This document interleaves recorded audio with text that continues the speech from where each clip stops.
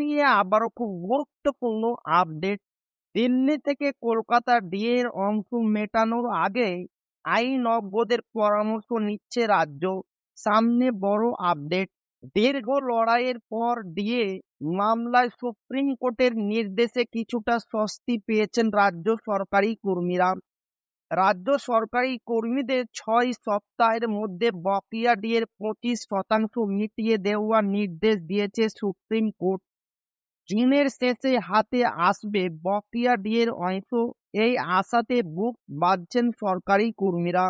সূত্রের খবর, বকেয়া ডিএ প্রদানের বিষয়ে পরবর্তী সিদ্ধান্ত নেওয়ার আগে আইনজ্ঞদের সঙ্গে পরামর্শ নিতে শুরু করেছে রাজ্য সরকার। রাজ্য সচিবালয় সূত্রে জানা গিয়েছে, একটি সুস্পষ্ট আইনগত কৌশল তৈরি করার লক্ষ্যে দিল্লি এবং কলকাতার অভিজ্ঞ আইনজীবীদের সঙ্গে নিয়মিত আলোচনা করছে মমতা সরকার। আরও জানা গিয়েছে, এই আইনি পরামর্শ প্রক্রিয়াটি রাজ্যের আইন বিভাগ সমন্বয় করছে। গোটা বিষয়টির উপর নজর রাখছেন খোদ অর্থমন্ত্রী ও অর্থ সচিব, নজর রাখছেন মুখ্য সচিব। সূত্রের খবর, এই বিষয়ে চূড়ান্ত সিদ্ধান্ত নেবেন খোদ মুখ্যমন্ত্রী। প্রসঙ্গত, এর আগে ডিএ সংক্রান্ত বিষয়ে মুখ্যমন্ত্রী বলেছিলেন, আমি বিচারাধীন বিষয়ে মন্তব্য করব না, যা করব আইন মেনেই করব।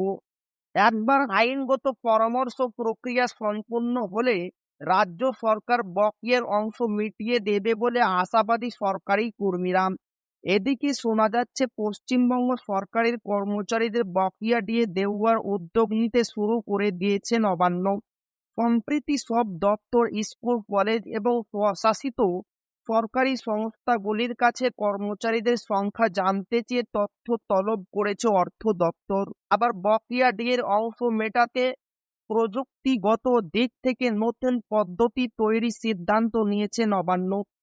জানা গিয়েছে, সেই প্রযুক্তি সমস্ত দপ্তরে পাঠিয়ে সমস্ত কর্মীর মহার্ঘ ভাতা জানার সময়সীমা জানতে চাওয়া হবে। এক বেসরকারি সংস্থাকে প্রযুক্তিগত পদ্ধতি নির্মাণের দায়িত্ব দেওয়া হবে।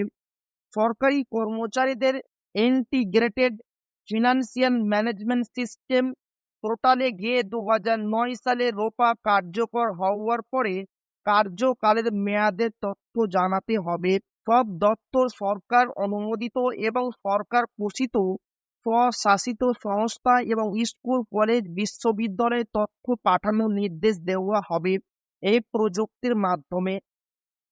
সরকারি কর্মীদের ২০০৯ সালের জুলাই থেকে ২০১৯ সালের ডিসেম্বর মাস পর্যন্ত নিজ নিজ কার্যকালের মেয়াদের তথ্য জানাতে হবে সেখানে।